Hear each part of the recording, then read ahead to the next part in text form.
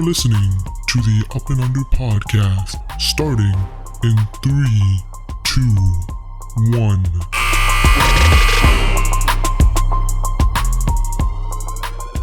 Bringing us into the second thing we learned from the playoffs, teams that are built the right way have more sustained success.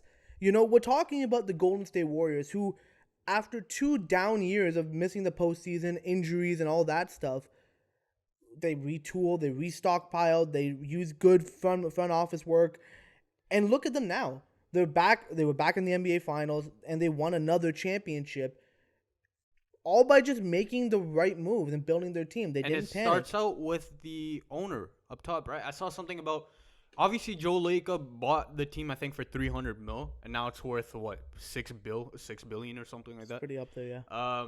But again, I saw something about him.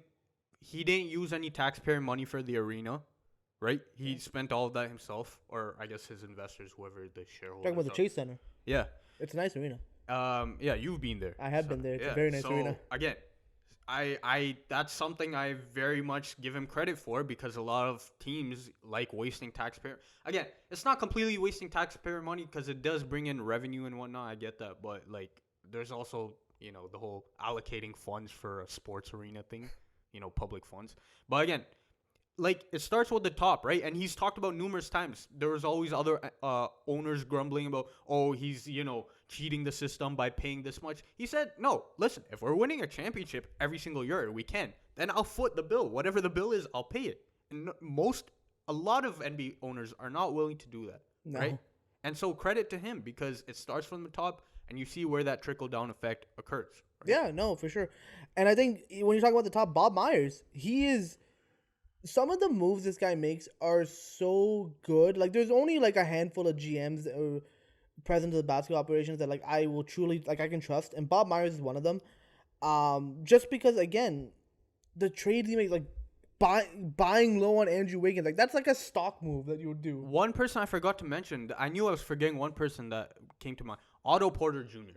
We said last offseason that was a very, very underrated pickup, and look what he was doing. He started in the NBA Finals. Well, listen, Otto Porter Jr., he's not... We were just mad at his contract that the Wizards gave him, but... He's a good player. He can be a serviceable role player. There was nothing wrong with the player in general. It was just he was being overpaid at the time. But, yeah, they build their teams the right way. We saw what happened with Andrew Wiggins. But even, like, other examples of teams that do this really well. The Boston Celtics, as much as it pains me to admit it. But they do this... Their version of doing this is they have a heavy development-focused system.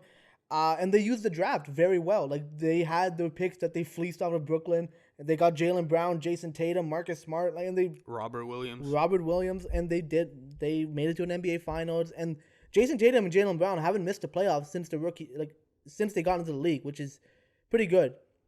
Another team, again, you might call this a homer pick, but they're a very consistent team. It's the Toronto Raptors. Culture of winning and defense. Again, talking about another executive who you can trust wholeheartedly. It's Masai Ujiri, and his team. Like, the Raptors, they do such a good job of building a culture and a developmental system. Like, our G League team, did we just win another championship? I think so, didn't we? Well, I don't know. No. We had the highest seed. We had the number 1 seed. But either way, our development But they did win a championship, the Pascal Siakam, Fred VanVleet year. Yep. But again, they're a good developmental system. We build our players up. Like, look at Stanley Johnson. He came into our system as a broken player and basically wasn't an NBA player. No, and then now look, he got a 2-year deal with the Lakers. So if they bring him back, he'll be on the Lakers. Regardless, not, he truly learned, and that's how the Raptors really focus on developing their guys and building a culture of sustained winning. Miami Heat culture, we already know that. Now their version is mainly they focus on bringing like-minded players into their system or molding guys to fit their culture. They make the big splashes in free agency, right, with that Miami attraction, but then they fill out the rest of their teams with, like you said, like-minded guys for the Heat culture, and also guys who, like the Max Struses, the Duncan Robinsons, guys who are very obscure, who nobody really takes a chance on, but they do, and they develop the hell out of those role players. Yeah. They're amazing at, developing those role players alongside of getting those free agent stars. as in Jimmy Butler or the LeBron Jameses. And you kind of get what we're getting at. That there's different ways to build a team the right way, but you have to build it. That's the key factor. And another team would be the Milwaukee Bucks, who they build around a superstar. You draft a superstar, develop him, and you put pieces around him. And then there's the Memphis Grizzlies route, where again, a young team builds from the draft. You keep going. But regardless of the fact, if you build your team, what we learned from this playoffs is that if you build your team the right way, you're going to be guaranteed more sustained success. And the key word there is sustained success, right? Now, you can build a team, right? As, bringing us to our next point about, like, the whole issue of super teams. This year, super teams did not work clearly. It's a question as to whether the super team era is dead.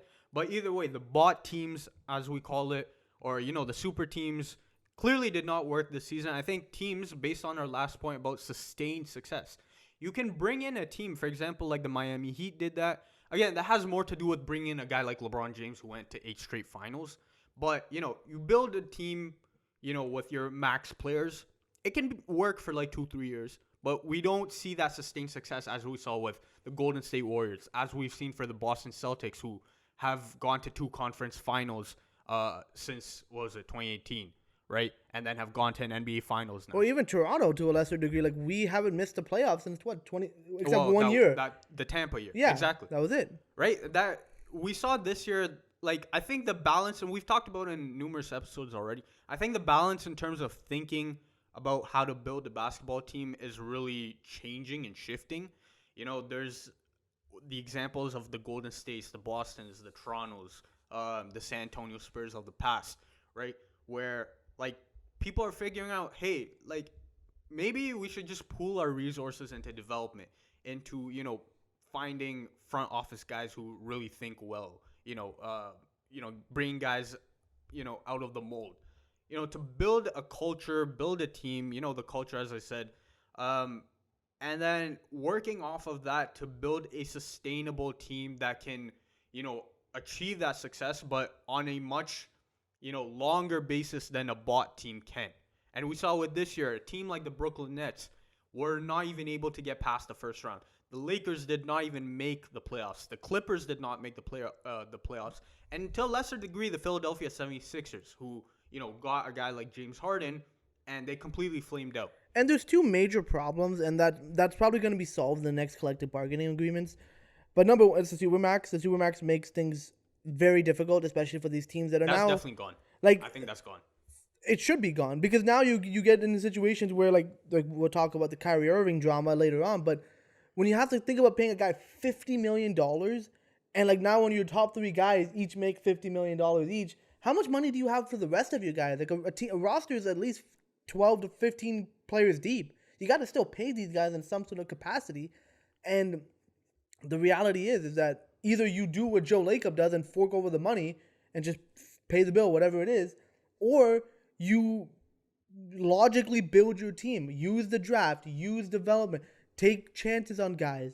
But it's all about scouting and putting the right people in the positions to build these teams out the right way. And I think one more point to add to that is that with top-heavy teams, we see that the stars usually get injured. Yeah. Right? Why do they get injured? Because there's so much responsibility on them, because the rest of the team is not filled out. When that happens and the stars are injured, that's a lost cause, because your team now without one of your stars is not going anywhere, right? And whereas if you have a deeper team, you're able to make up for that lost talent, right? So I think that's one interesting point as well that we, learned from this season.